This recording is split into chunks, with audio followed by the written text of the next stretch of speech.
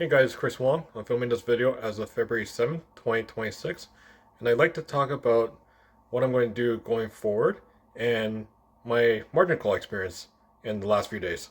So as a disclaimer, I'm not a financial advisor. I'm just a guy interested in building a portfolio and trying to achieve financial independence, retire early. I would say the first thing I did for myself was don't let margin calls discourage you from investing and use it as an opportunity to learn from it. And even though I've experienced probably at least 20 or 30 margin calls, most of them are pretty small, like just deposit like $5, $20, $100, or just sell a few shares.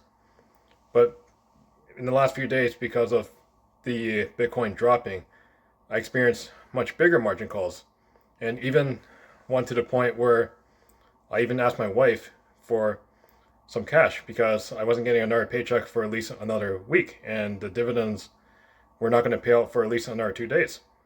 And plus, when Wealthsimple issued me a margin call saying that's due immediately, I didn't want Wealthsimple to sell on my behalf. I actually want to sell some of the shares based on what I want to sell.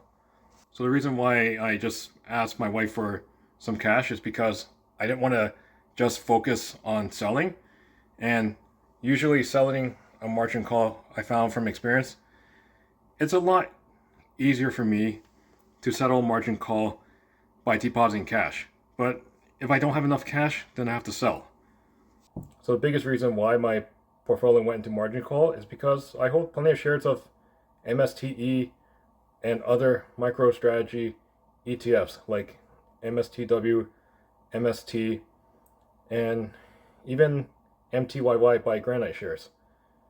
And I would say overall, having multiple MicroStrategy ETFs was a mistake.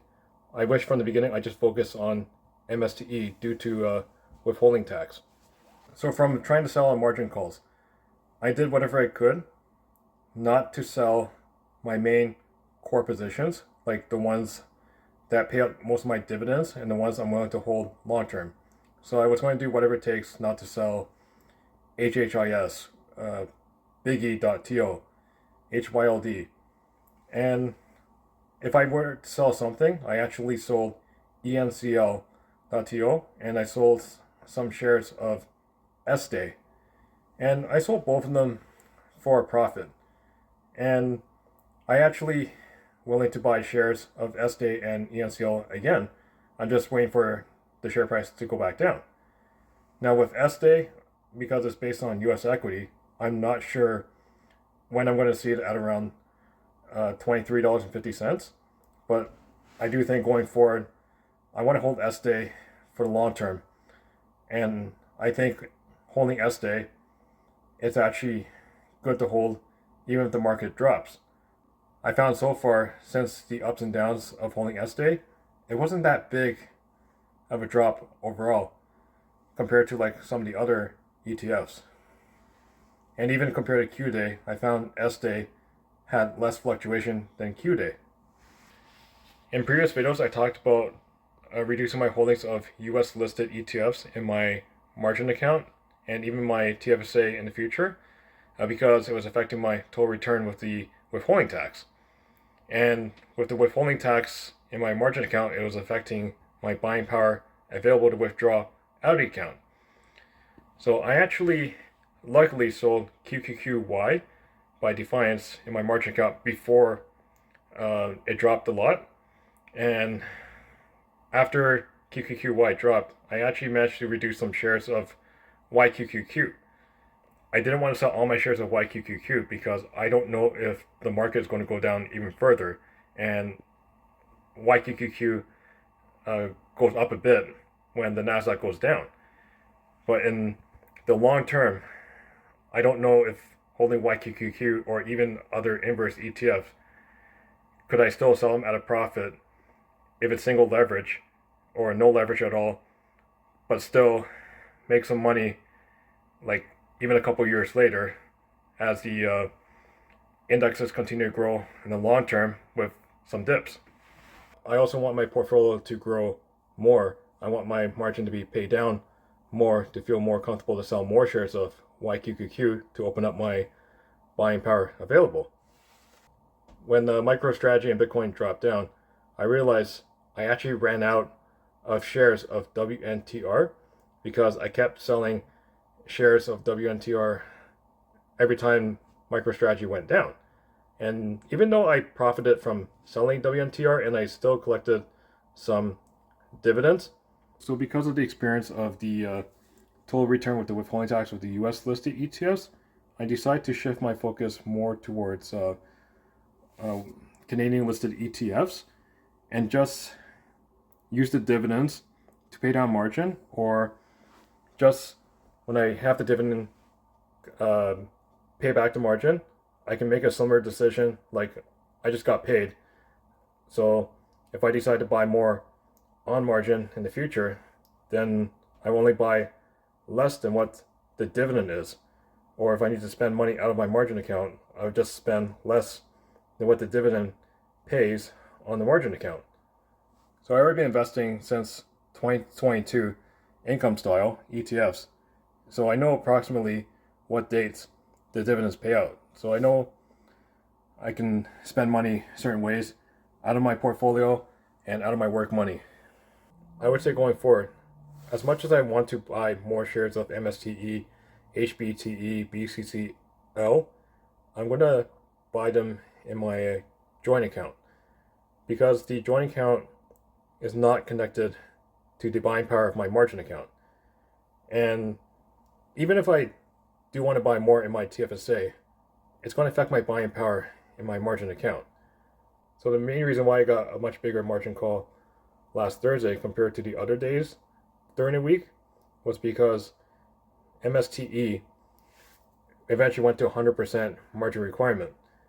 And I think it has to do with the share price being less than $3 a share. So lessons learned of margin investing. When the market is up, the buying power available to buy funds to withdraw money out of the account, it's a lot more, because total assets equals liabilities plus owner's equity if I were to use basic accounting of a balance sheet. And when the share prices are all high and the market is all-time high, total assets is much higher and equity is higher. So when the market goes down, the liabilities or the margin to borrow the money stays the same, but the total assets and the equity goes down. So when MSTE, when the share price was like $14 or even as high as $18, my availability to withdraw out of my margin account was much higher, and my availability to buy more on margin was a lot higher. So that when it dropped down to like even less than $3, the total assets, the availability to withdraw out of the account was a lot less, and the margin requirement increased a lot. So that means I cannot withdraw or cannot borrow as much. I would say with investing with margin, it's very tempting to use a lot more than you should be able to use. And it's also tempting to try to average down positions, not knowing when the lowest point is. And even myself, I couldn't predict when the lowest point of MicroStrategy or the lowest point of Bitcoin was going to happen in this cycle before it bounces back up and reaches its new high. And it's hard to predict. Is it going to be 3 years, 10 years that MicroStrategy Bitcoin will be down, or is it going to go down further? I cannot predict that. Like for myself, I would still buy shares of MSTE just to try to average down. And I still will consistently buy other ETFs that are more index based, or they're more based on the Magnificent Seven, because that's where I get most of my income. And those are the ones that I feel comfortable related to my regular expenses. I would not be comfortable to live off of MSTE, not knowing what's going to happen to MicroStrategy, not knowing what's going to happen to next month's dividend or the share price. But because I already bought a lot of shares of MSTE, and even though I'm down a lot, my average is like $10 for MSTE in all my accounts.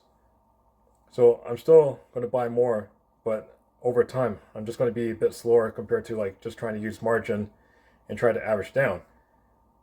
I don't want to wait until Bitcoin goes back up, and then start buying MicroStrategy with a lot more buying power available.